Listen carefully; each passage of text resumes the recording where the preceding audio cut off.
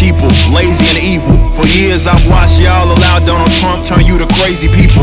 Where's that freedom eagle when you...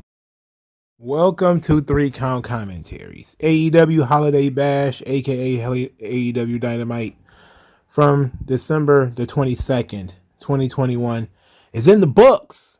And there were some developments, there were some feel-goods, there were some debuts, there was some controversy, there were some feelings, there was a lot of stupid stuff. A whole lot of it. There was some dangerous stuff, quite a few botches. Somebody almost died. I mean, typical Wednesday. Typical Wednesday. Including wasting everybody's time. Which, of course, they call Orange Cassidy versus Adam Cole. A complete waste of time. You had this match started out bad. And you know what? I was out of it from the beginning. Adam Cole does the Adam Cole, baby. And then Orange Cassidy grabs his hands and forces Adam Cole's hands into his own pockets. They really did that. I mean, this stuff is pure pleb filter, or pure nerd filtering. You have to be a wrestling nerd to continue watching this show after that. Right, myself included, and I've never taken myself out of these conversations. But look, I don't like being made fun of and mocked. If I was not watching it live, I probably would have fast forwarded through it at this point. Pleb filtering, for everybody knows, you say you do something to run off a certain demographic of people that you don't want to deal with. AEW does this pretty much every week. They have the pleb filter right at the beginning of the show. Something that is so usually really stupid or offensive or indie, markish or whatever, they get it right early. And then you kind of know what you're in for the rest of the show. So at that point, I knew I was in for some absolute nuttery. It's too early in the video for me to be cussing. So Tony Schiavone then starts talking about Adam Cole's hair. He says that Adam Cole needs to wash his hair because it's very greasy. And everybody's laughing at Adam Cole, as Tony Schiavone, the 60-year-old announcer, is talking about how greasy his hair is, and that he's not invited to the Christmas party that Britt Baker is throwing.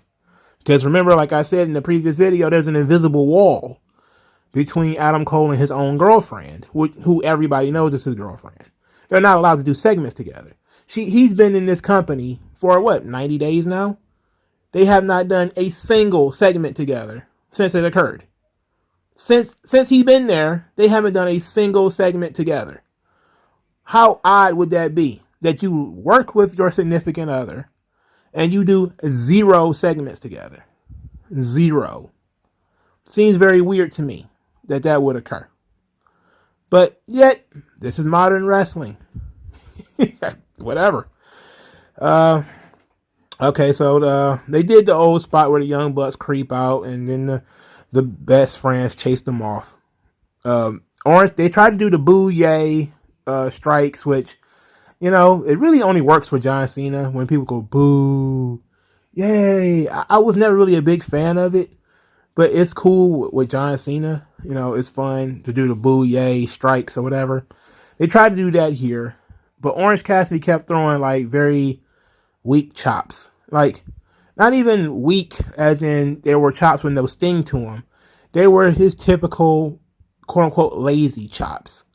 Just like his kicks, This is the middle of the match, by the way. They've been doing all kind of stuff to each other at this point. And now he continues to take punches to the head. That's how you know you're not in a real fight. When you're okay with getting punched in the head and your response is, and you just take a punch, boom. It's like, okay, how much more can you tell me that this is some bullshit? I know it's probably still too early for me to be cussing in the video, but come on. Let's get to the finish. Bobby Fish comes out there to distract the referee. This allows ... Kyle O'Reilly to come out there, do all kinds of martial arts. I don't know what that was. It involved doing way too much. Anyway, he knocked Orange Cassidy out. This led to the big boom, knee strike to the back of the head, pinfall. Adam Cole wins. So now we got to talk about Kyle O'Reilly being in AEW, which, is about as surprising as snow in December, even though it's not snowing in Detroit yet. It's everybody called it 2 or 3 weeks ago. Some people think that they're geniuses for. I knew this was going to happen. It's like, really? I think everybody did. I think anybody who follows the wrestling space knew Kyle O'Reilly was coming in. I mean, it's not really that much of a surprise. So I did what I would usually do. I went to Google. And I Googled undisputed. And I looked for synonyms. I looked for words that are similar to undisputed. And this is what I got. Undoubted. Can we call it the undoubted era? The undoubted era. I don't know. How about the uncontested era? Uncontested. The uncontested era. I don't know. That doesn't have the unchallenged era. Unchallenged. How about the unquestioned era? The not in questioned era. The unquestionable era. How about that? The indubitable era. I wouldn't even came up with that one on my own. Come on. Indubitable era. The not in doubt era. The incontrovertible era.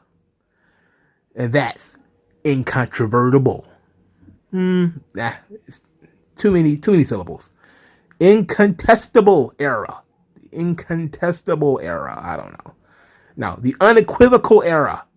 The unequivocal era. The undeniable era. Undeniable is good. I like that word. The undeniable era. I like that. And that's undeniable. Okay. All right. The irrefutable era. Can't refute it. Why would you want to? The irrefutable era. I like that too. The unmistakable era. The unmistakable era. Nah. They ain't got enough pop to it. The sure era. The sure. Nah, that's wag. The certain era. No, that's no good. The clear era. Clear? Clear cut era. The decided era. The definite era, the confirmed absolute era. Absolute era is pretty good. That's the best one so far. The accepted era, the acknowledged era. No, you can't do that. We already got acknowledge is somebody else's gimmick, which doesn't matter to AEW. The recognized era. Recognize. You better recognize. You have the positive era. The positive era. The positive era. I don't know.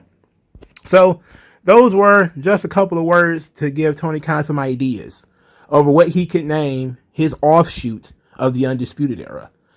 The irrefutable era, personally, not that bad. The undoubtable era, not bad. Okay? If you're going to go all Spartan brand with it, just go undoubtable era. It's not in doubt.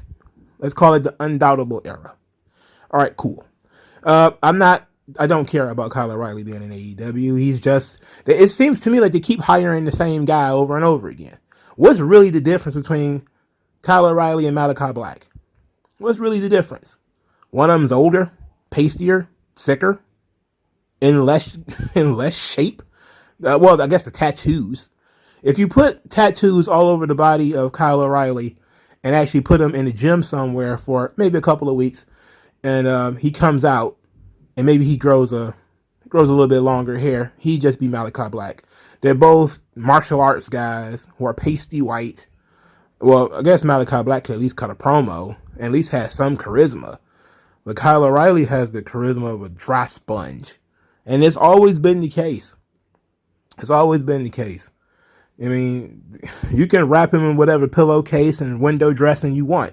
He's still Kyle O'Reilly. And it was the same way when he was in Ring of Honor. The guy has nothing but gifts from the good match fairy. Other than that, there's no reason to even have this guy. And he's not going to be...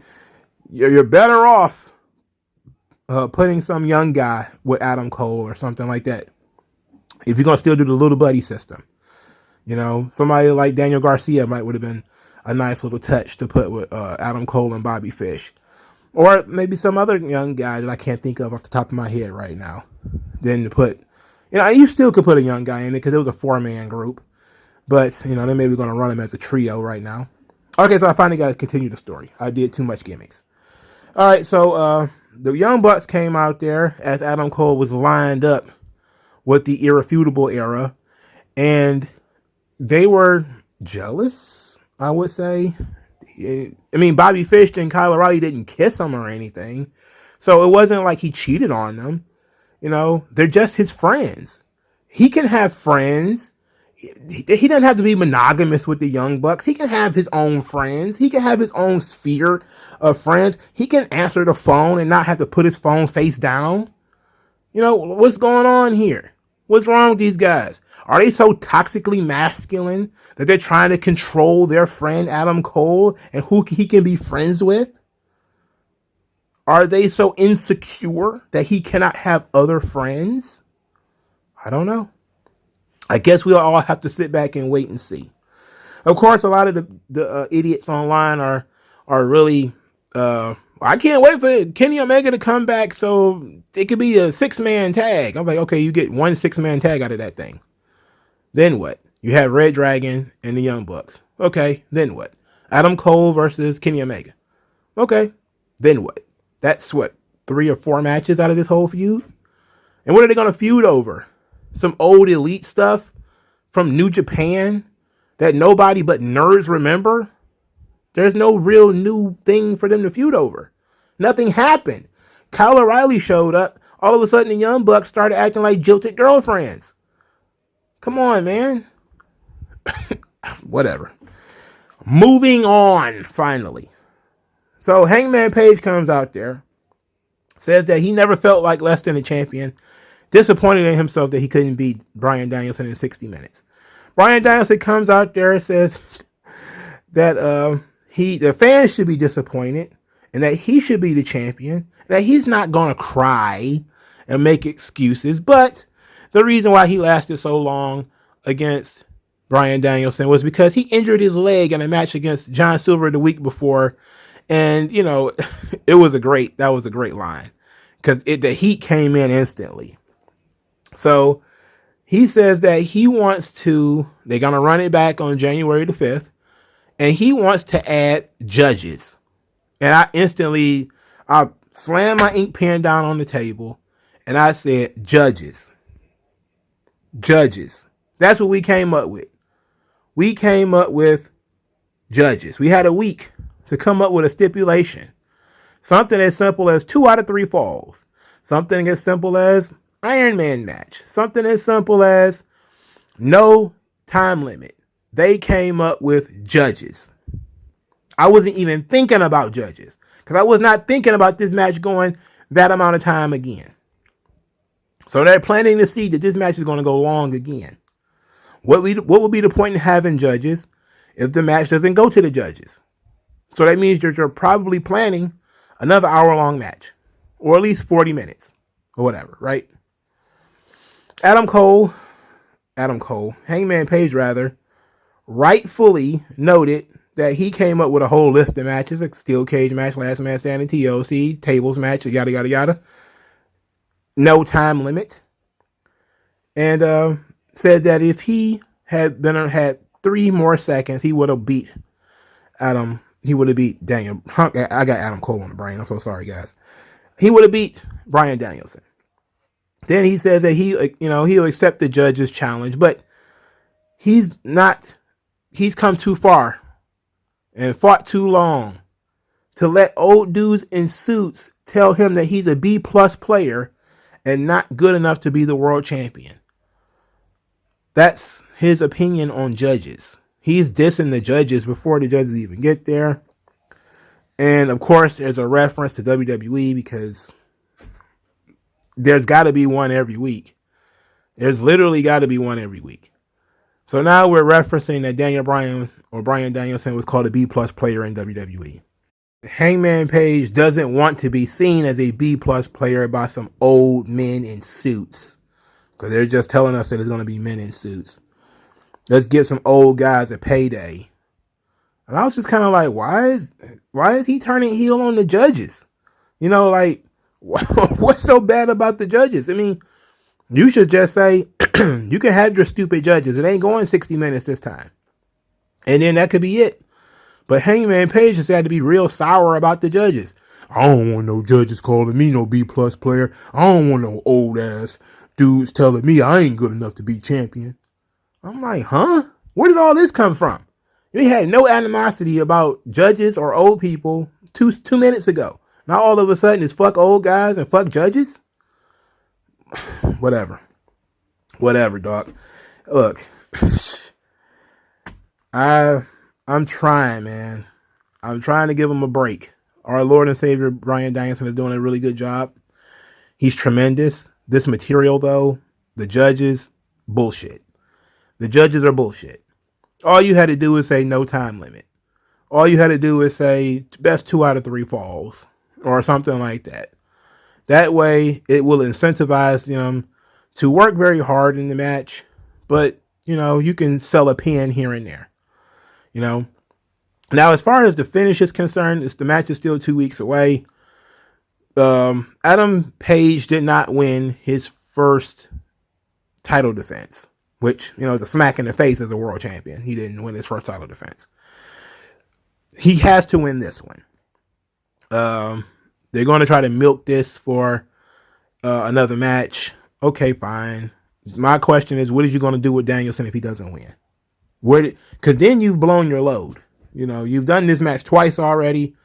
Danielson got, he lost the first time because he didn't win the first time. And he lost the second time. So now all the people who are watching this show for Bryan Danielson, how are you going to placate them? By getting him so close to the title and then not giving it to him. Which is very, very strange that you would tease the challenger winning the title. Usually you're, well, not the challenger, but the heel. So Hangman Page kind of has to win this match. But on the off chance that Danielson does win, then yeah, he kind of shit all over Adam Page and he probably should have gave him the belt the first time. But whatever, man. I'm kind of off my game because they came up with judges. Judges is what they came up with, for Christ's sake. MJF and the Pinnacle, they cut a promo, which is going to lead to us talking about this match. So MJF thanks Spears for looking after Wardlow last week and said that Punk drives everyone around him insane. And that the Pinnacle is a family. And they see through Punk and that it always has to be all about him. And it says that when you refuse to shake my hand, you chose early retirement.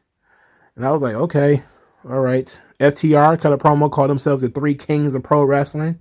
And when you're in Pinnacle, you're always on top. Okay.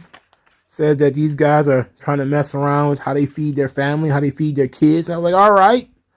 FTR, look, Dax has probably some of the most believable promos in wrestling. Because he always references, this is how I feed my family, this is how I feed my kids. Which we know is true. And he says it with all the conviction of a loving father. Not even a heel, not evil cartoon villain. No. It is all, he would have the same attitude if he was a babyface. That's what makes that so good. Dax Harwood would cut the same promo as a babyface. The exact same one. No heelish cackling like Seth Rollins and Bayley and all that shit. Straight to the point. This is how I take care of my family. I'm going to do whatever I need to do. Cut the same promo as a babyface, and it will work just the same. I love that guy. Guy's great. Match, though, got kind of out of hand. Match got kind of out of hand. It was very cool, though. The Pinnacle versus Sting, CM Punk, and Darby Allin. Darby Allin comes out there, and he's got pink hair. And me, I'm an adult male. I'm not sure why kids want to have crazy colored hair. I'm not so sure where he came up with pink. I'm guessing he was trying to placate the feminist agenda after he got blasted again over the weekend. He's like, maybe if I can't wear a pussy hat. Can't do that. How about if I dye my hair pink? They'll think I'm an ally. Whatever. Sting and CM Punk comes out to cosplay one another. Sting is wearing the face paint with the CM Punk logo. He's also wearing the shirt Very cool. CM Punk comes out there with the old school late 80s, early 90s Sting face and the gear. Also very cool. I enjoyed the cosplaying. I thought it was very nice. For a one-off, it's very nice. CM Punk comes across as a guy who would have been a huge Sting fan. Hopefully he got an autograph or something like that. The match was mostly MJF running from CM Punk and Dax Harwood and Cash Wheeler doing all the bumping, getting knocked all over the place. The great spots with Darby's tope suicida, where he, again, bowling pins. These guys just go boom, boom, boom, boom, boom, and they just start falling all over the place. They're like, you ever seen kids play one of those things that you punch it, it's like sand at the bottom, and you punch it and it lean to one side and it come back? That's kind of how FTR was in this match. This is how it is in every match with Sting. They basically just stand still. Sting punches them. They lean all the way back and rock all the way back forward, right back into his punches again. That's just every Sting and FTR match. They get beat like a drum. Like a drum. They did a spot where MJF ran up into the crowd, up to the mezzanine, was chased by CM Punk up there, then got chased all the way down. He was outside the ring for a good 15 seconds. Didn't get counted out. He was the legal man, by the way. He got back in the ring and then tagged out. And then I was like, what is going on? Then the scary spots of the show.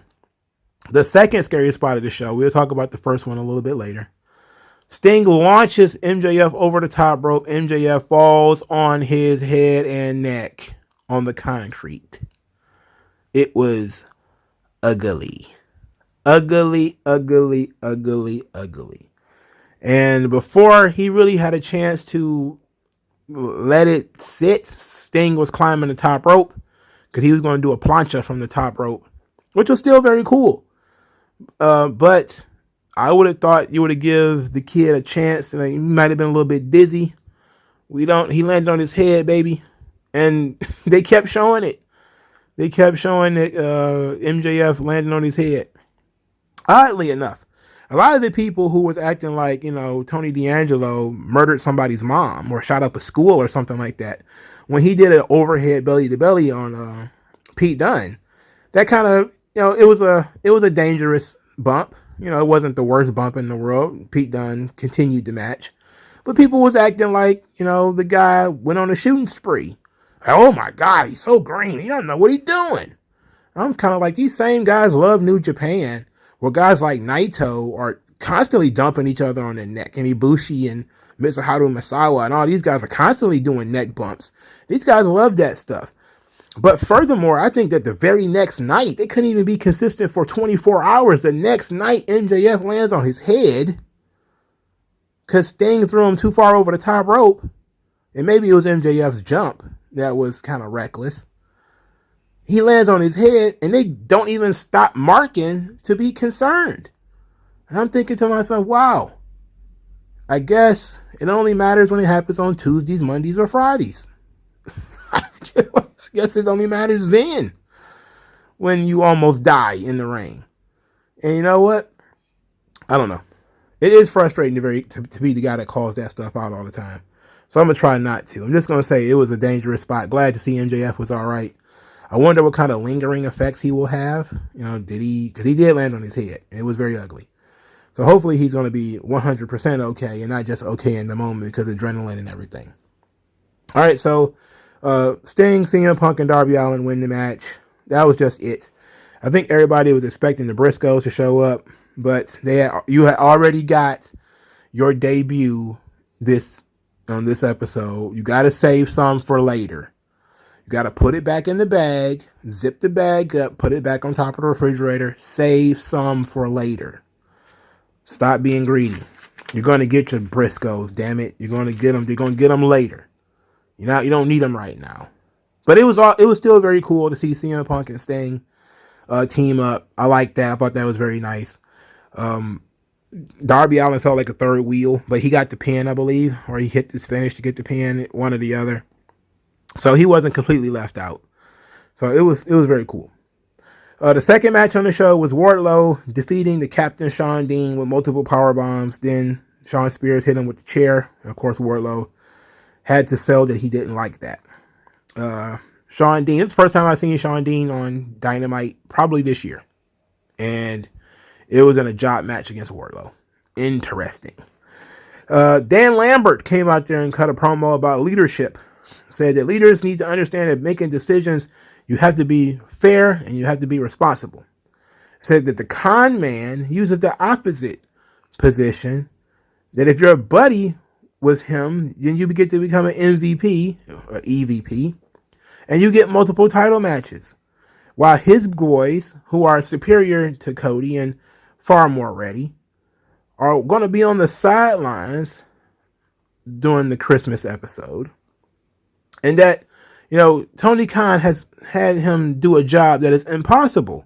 And that is to get the people to cheer Cody. And I said to myself, like, wait a minute, is he breaking the fourth wall here? And that can be nothing else. Like, his job should be to get Scorpio Sky and Ethan Page over. I know that that's impossible as well. That's more impossible than getting people to cheer Cody. I would rather cheer Cody than give two giraffe shits about Scorpio Sky or Ethan Page. You could not pay me to give a fuck about those guys. You would have to set them on fire. You would have to threaten their kids in order for me to care. All right, that's how far removed from any relevancy those guys have. I only care about their children. If their children are in danger, I'm like, damn, that's fucked up. I hope Scorpio Sky and Ethan Page are okay. But if they get thrown out of the ring like MJF, I'm like, hey, look, motherfucker, get out of the way. Just sweep them to the side and get them the fuck out of here. These two dudes couldn't be less relevant. Nobody gives a fuck about these guys. And nobody has given a fuck about them for a long time. Nobody cares about these dudes, man. So why is he breaking the fourth wall telling us his job is to get people to cheer Cody? What was the benefit of that? If you're a Cody in the back, you're like, Dan, what are you doing, Dan? Why are you doing this? Dan, we put money in your pocket. We're promoting America's Top Team on TNT Live. We're bringing traffic to your gym. Tony, why are you letting Dan do this? He's burying me out there, completely and totally uncalled for. I'm trying to be a nice guy. I just want to do the best. I want everybody to succeed. Like, come on, man. Dan Lambert has become a broken record, too. He used to be fun. When I felt like he was really the rebel that was coming into AEW and stirring shit up, it felt fun. When he was doing his cornet gimmick, it felt fun.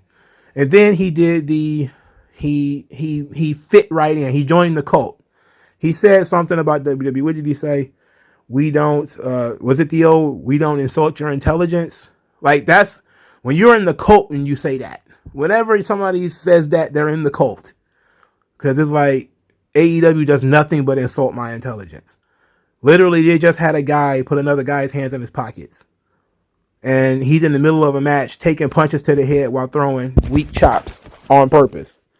I'm sorry. My intelligence is completely 100% insulted.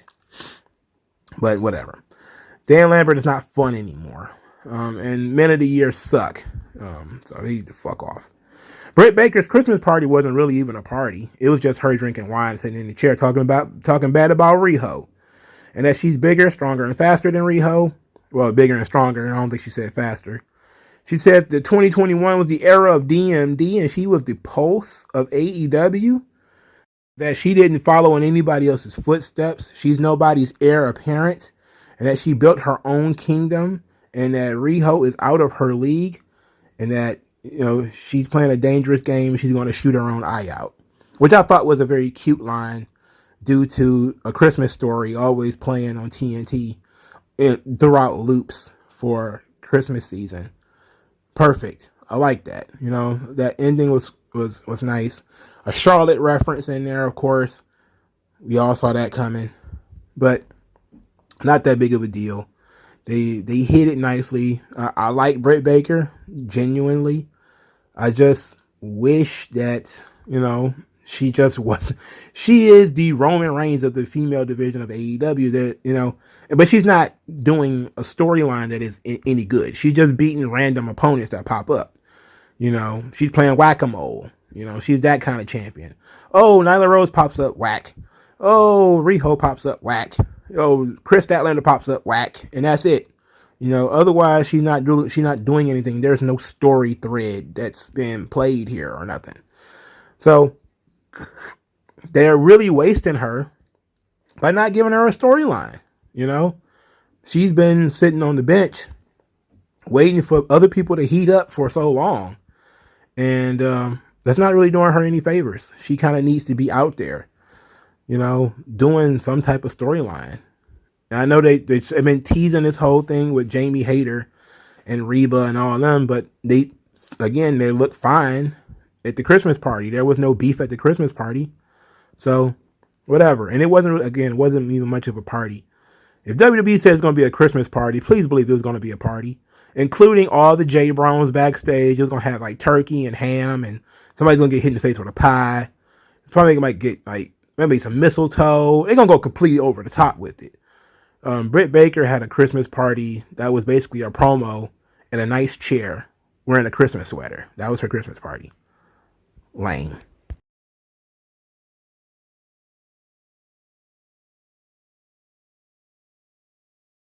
I did like the Owen Hart vignette. There was an Owen Hart vignette for Adam Cole, Mark Henry, Matt Hardy 2.0, Eddie Kingston. All talked about Owen Hart and what they all loved about him, what they all thought was great about him. Matt Hardy talked about how Owen Hart was a pioneer for the smaller wrestler and making it so that smaller guys can be top guys too. And I like that mentality. That's a nice little spin on it. I never really would have put Owen in that bracket because Owen just always seemed like he never really broke through. Like when you think of the guys who, when it comes to main event smaller guys, Owen Hart wouldn't really be that guy for me. Like sure he had that nice run with Brett, but that was it. That was his entire run. When you look at guys who really broke the mold when it comes to smaller guys being in the main event, I think Shawn and Brett are the two guys.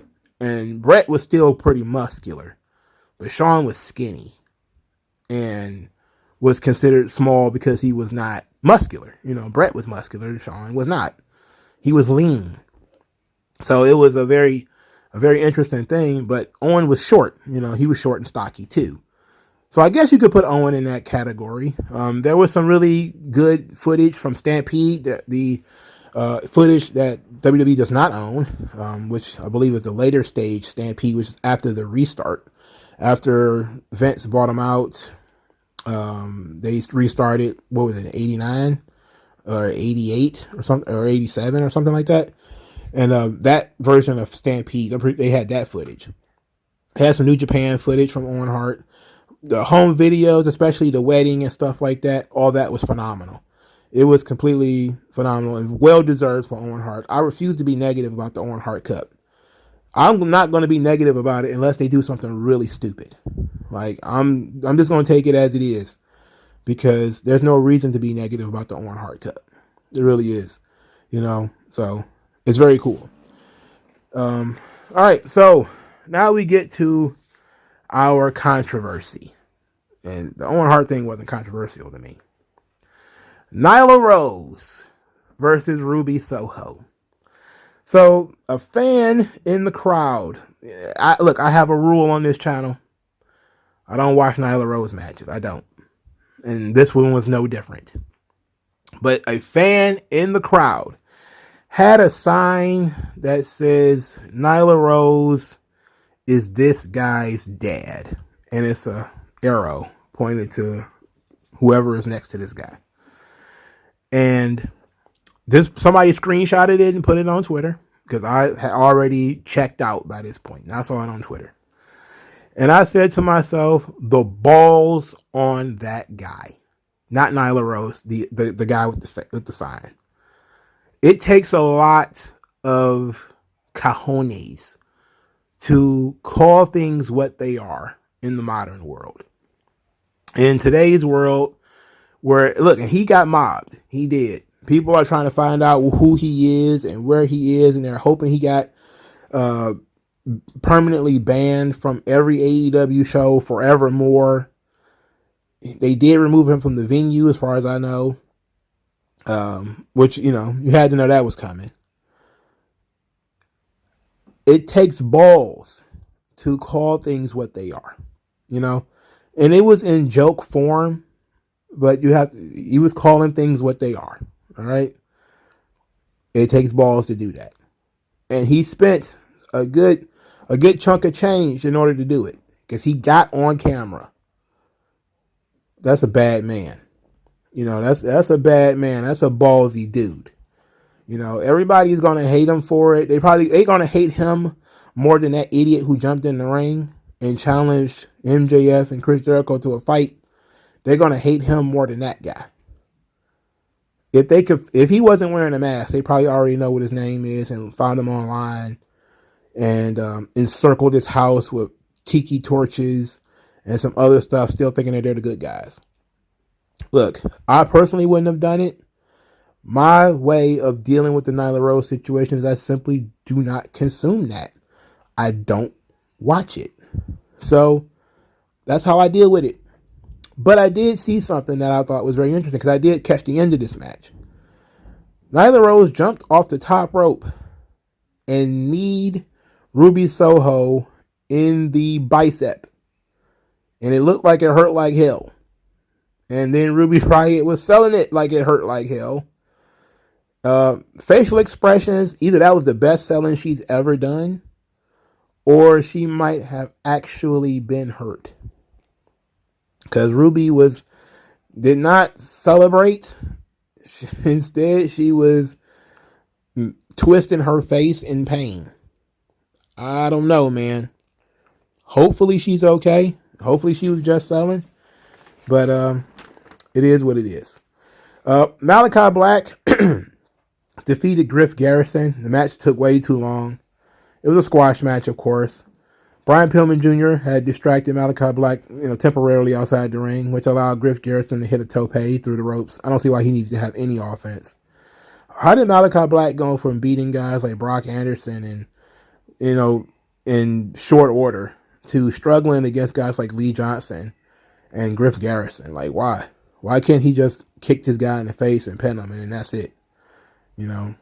Make him look dominant. That's the point of this shit, right? Is to make Malachi Black look good, right?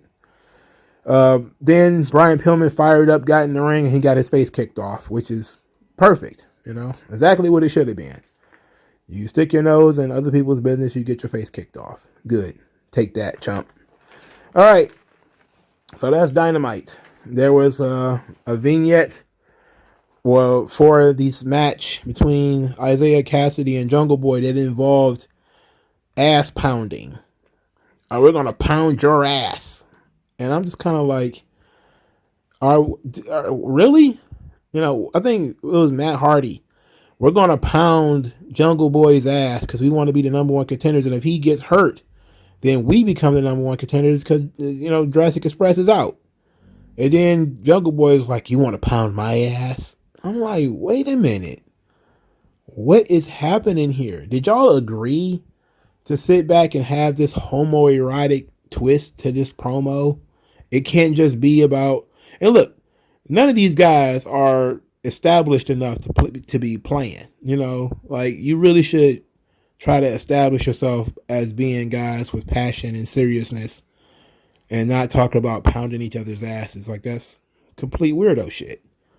I don't know, man. This is a very weird generation of people.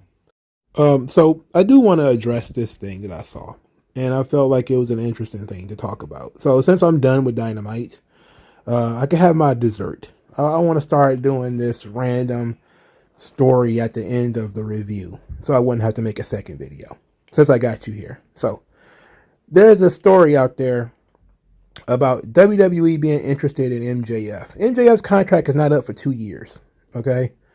But apparently, this guy from the Mad Men podcast is putting out there into the universe that WWE is so interested in MJF that their television partners are interested in MJF. Of course, as usual, none of these people are named. It's just a quote-unquote report. To which Tony Khan responded, and his response was basically that MJF is under contract for us for a couple of more years, but he encourages WWE to continue talking about MJF because it gets them great ratings for his segments as he interacts with CM Punk. So he thinks WWE is leading the buzz on MJF and really making MJF a bigger name. And I'm saying to myself, when did WWE mention MJF? When did they mention him? They didn't.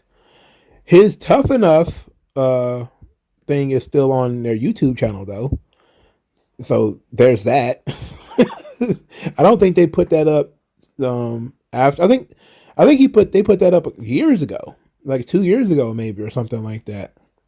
They put up the promo that MJF cut to be on Tough Enough, but he didn't make the cut. I don't believe. He would have been a kid back then. I'm talking like he would have been like 20 or something. So he wasn't, full MJF. But look, I like MJF as much as the next guy. But I think if you put MJF in the ring with Roman Reigns, the first thing you're going to notice is that MJF is like 5'8". And you're going to say to yourself, MJF is probably the Bobby the Brain Heenan of this generation. He's a good worker.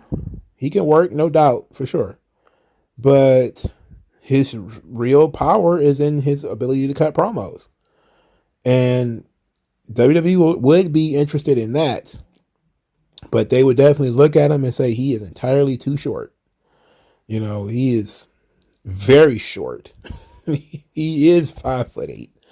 To be quite honest, though, I don't think that he'll ever be a free agent. I think Tony Khan is just going to end up re-signing him, which would be smart for MJF to do, at least for a little while, until things get thick over there. He's best to stay in AEW.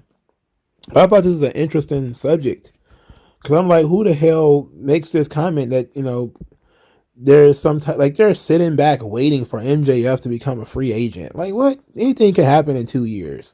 He could break his fucking leg. Like this was all supposedly came out before he took that head first dive on the concrete this week. Like, imagine somebody like WWE is interested in signing you. Then you like fucking, what's the guy's name in Jerry Maguire, where he gets injured right before the big contract signed? Like, why would you want to do that to yourself? I would not want anybody even knowing that they have interest in me. Sure, it inflates my cost right now, but I could get injured in 2 years. I could get injured in 6 weeks, 6 months or whatever.